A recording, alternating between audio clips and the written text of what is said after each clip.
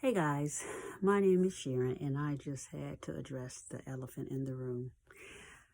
I am so tired of all the hatred, all the racial divide, all the talking about all the racial disparities, and it took me a very, very long time to kind of open my eyes up to some things. And I'm not talking about from a political standpoint. So, I grew up in a very, very, very poor neighborhood, very poor. Projects, I remember seeing shootings in the middle of the playground, a plethora of drugs. I saw a plethora of drugs. And my grandmother raised me, so by the grace of God, my grandmother really instilled some morals into me. And so I kind of went along, finished school, and then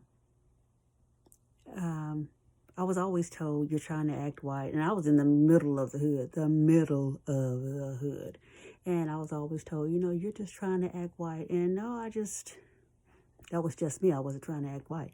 But fast forward, I went ahead and I ended up having 2 babies before I finished college. I actually remember being pregnant with my first baby and walking 3 miles to college during the summer. By the grace of God, I finished nursing school in 1995, and I practiced and have been, for the most part, pretty successful. And I used to always think, I'm so tired of racism. Well, I started thinking back on my life, and there were a lot of Caucasian people, other people, other nationalities, other races that helped me. And then I remember one of my relatives died, and I was out one night, and it was in the hood. And I just remember being out that night, and I was getting chicken for some family members, and I was getting a movie, and I was getting DVDs, kind of outdated, I know, getting DVDs to play just to try to bring a little joy into the house. And I remember being out like 10 o'clock at night and just kind of thinking, sitting in my car, one of my friends who was with me said, "What in the H are you doing?" And I said, "I'm just getting what I need." And she said, "You can't dilly-dally in the hood."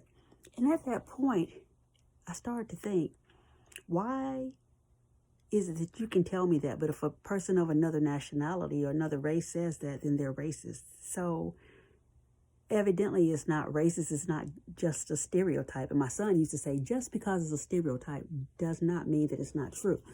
So I think there are some issues with racism, of course. I'm not blind to that, but there's a bigger problem in the African American community that we can't fix if we can't address it. That's like a drug addict saying, "I'm gonna get clean," but I won't actually admit that I'm a drug addict. So, I'm just tired of hearing people say that everything is racism. Are we discriminated against? Are we stereotyped? Yes. But I started watching and started noticing when I went to my family's area, I was afraid too. So will someone Hispanic or white or another race be afraid? Then yeah, I'm afraid. And I wasn't afraid I'm pretty naive, so I wasn't afraid on my own terms, but I had been warned, hey, this is what will happen to you. I pull up to my cousin's house, 8 o'clock the night before Thanksgiving. I'm sitting there trying to get my belongings together, and I get chastised. "Why are you sitting in the car?" I said, "Well, I'm just gathering my belongings." "No, you don't do that. You'll get robbed." So it's not a stereotype, and it's not, necessarily stereotyping. It's just how a lot of people are. We're seeing like that because there are so many of us acting like that. So we have to go into the communities and help change that, change how people think about us, how people feel about us, but not just how they think and feel about us. We have to change how we act.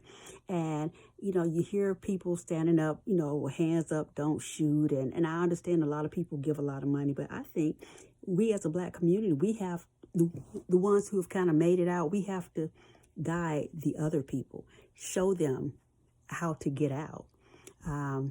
Anyway, that's my thought, and I guess maybe I'll come back. Bye.